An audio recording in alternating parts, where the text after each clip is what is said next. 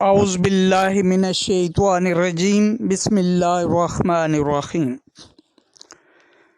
پنجاب رنگ نظارے YouTube channel کے ناظرین، ہم نے ایک زیارات کا سلسلہ شروع کیا ہوا ہے اور اسی سلسلے کی آج کی ویڈیو مدینہ طیبہ کے چند مقدس مقامات پر مشتمل ہے۔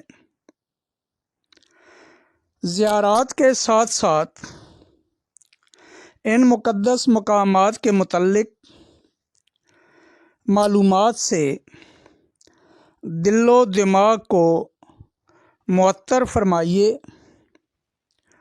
اور اپنی آنکھوں کو ٹھنڈک پہنچائیے۔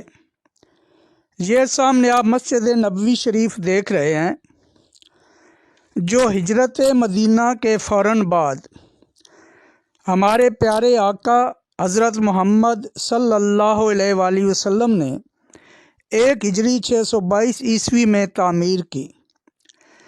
پہلی تعمیر کچی اینٹوں اور کھجور کے تنوں سے کی گئی۔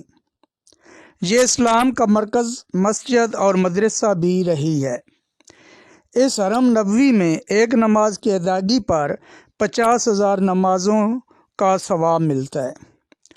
موجودہ مسجد نبوی 5 لاکھ مربع میٹر سے تجاوز کر چکی ہے۔ نبی کریم صلی اللہ علیہ وآلہ وسلم کے زمانہ میں جو مدینہ شہر تھا وہ سب اب مسجد نبوی میں شامل ہو چکا ہے۔ یہ سامنے جو سبز گنبد نظر آ رہا ہے، یہ دنیا کا عظیم الشان گنبد ہے جو پیغمبر اسلام حضرت محمد صلی اللہ علیہ وآلہ وسلم، حضرت ابوبکر صدیق رضی اللہ تعالیٰ عنہ اور حضرت عمر فاروق رضی اللہ تعالیٰ عنہ کی قبور ہائے مبارکہ پر بنایا گیا ہے۔ یہ گنبد اپنی قدامت کے باوجود اپنی خوشنمائی اور اپنے منفرد انداز تعمیر کے سبب اسلامی فن تعمیر کا انوکھا اور عظیم شاہکار ہے۔ گنبد خضرا مسلمانوں کے لیے باعث عقیدت و احترام ہے اور ہماری آنکھوں کو یہ ٹھنڈک پہنچاتا ہے، کیونکہ یہ ہمارے آقا صلی اللہ علیہ وآلہ وسلم کی قبر اقدس کے اوپر ہے۔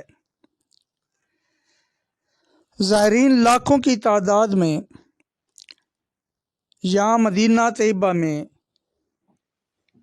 گنبد خضرا، روضہ رسول صلی اللہ علیہ وآلہ وسلم اور مسجد نبوی کی زیارت کے لیے حاضری دیتے ہیں۔ سامنے آپ مدینہ منورہ کے قدیم ترین قبرستان جنت البقیع کی زیارت کر رہے ہیں۔ بقیع اس جگہ کو کہتے ہیں جہاں جنگلی پیڑ اور پودے بکثرت پائے جاتے ہوں۔ چونکہ جنت البقیع قبرستان کی جگہ میں پہلے جھاڑ جھنکاڑ اور کانٹے دار پودے غرقد کے بکثرت تھے، اس لیے اس قبرستان کا نام بھی بقیع غرقد پڑ گیا اور پھر اسے جنت البقیع کہا گیا۔ یہ مسجد نبوی کی مشرقی سمت میں واقع ہے اور اس میں بڑے بڑے جلیل القدر اصحاب رسول، اہل بیت رسول اور کئی معزز شخصیات مدفون ہیں۔ ایک تحقیق کے مطابق تقریباً 10,000 صحابہ کرام رضوان اللہ علیہم اجمعین، 9 امہات المومنین علیہ الصلاۃ والسلام، اولاد محمد صلی اللہ علیہ وآلہ وسلم، اہل بیت اطہار، اولیاء اللہ، صوفیاء، علماء اور محدثین مدفون ہیں۔ یہ ہے مسجد قباء، جس اسلام کی پہلی مسجد ہونے کا شرف حاصل ہے۔ یہ مدینہ منورہ سے 3 کلومیٹر کے فاصلے پر بستی قباء میں واقع ہے۔ یہ بستی اب مدینہ منورہ کی آبادی میں شامل ہو چکی ہے۔ ہمارے پیارے آقا حضرت محمد صلی اللہ علیہ وآلہ وسلم اور حضرت ابوبکر صدیق رضی اللہ تعالیٰ عنہ 8 ربیع الاول 13 نبوی بمطابق 23 ستمبر 622 عیسوی کو یثرب کی اس بیرونی بستی قباء میں پہنچے اور 14 روزہ قیام کے دوران اس مسجد کی بنیاد رکھی۔ یثرب مدینہ کا پرانا نام ہے۔ حضور صلی اللہ علیہ وسلم کے آنے سے یثرب کو مدینہ النبی کا نام دیا گیا۔ اب آپ جبل احد کی زیارت سے آنکھوں کو ٹھنڈک پہنچا رہے ہیں۔ یہ پہاڑ مدینہ طیبہ کے شمال میں واقع ہے۔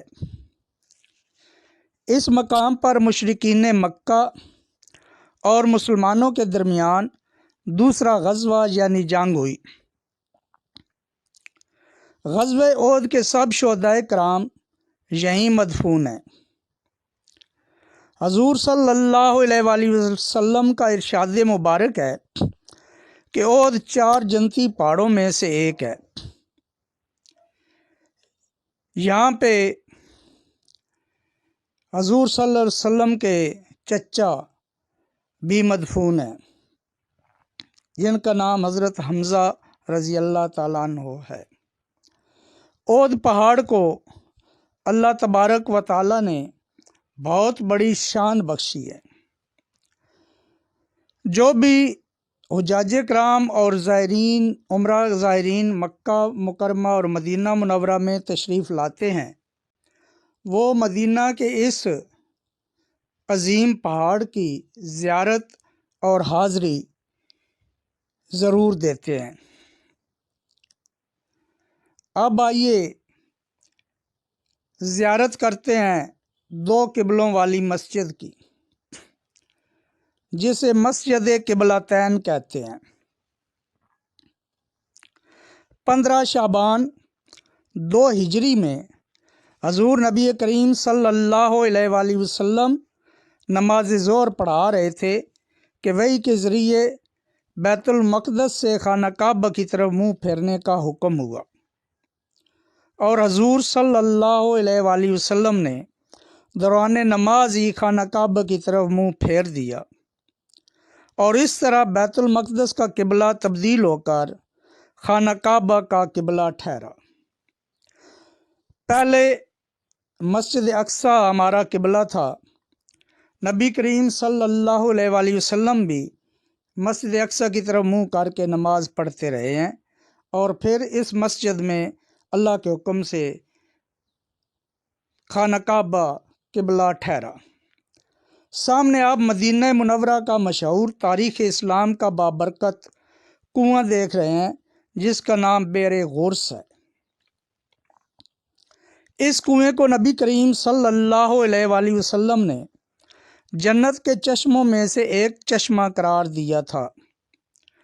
آپ صلی اللہ علیہ وآلہ وسلم اس کا پانی بہت شوق سے پیتے تھے اور وضو بھی فرماتے تھے، اور آپ صلی اللہ علیہ وآلہ وسلم نے وصیت فرمائی تھی کہ انتقال کے بعد مجھے اسی کنویں کے پانی سے غسل دیا جائے۔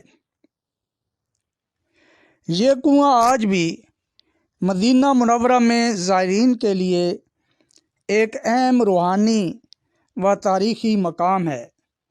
لوگ یہاں آ کر اپنے آپ کو سکون میسر کرتے ہیں۔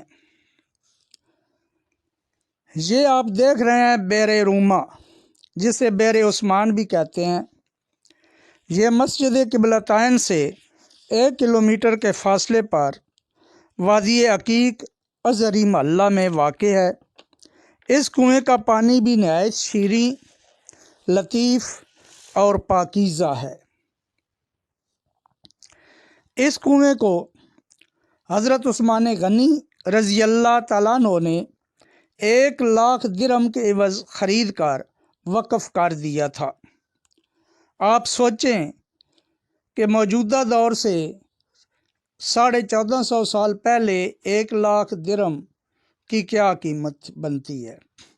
یعنی حضرت عثمان رضی اللہ تعالیٰ عنہ نے اتنی بڑی خطیر رقم دے کر تمام لوگوں کے لیے، صرف مسلمانوں کے لیے نہیں، تمام لوگوں کے لیے یہ کنواں وقف کر دیا۔ اب بھی یہ کنواں چل رہا ہے اور محکمہ زراعت کے زیر کنٹرول ہے۔ امید کرتا ہوں کہ آپ آج کی معلومات کو پسند فرمائیں گے۔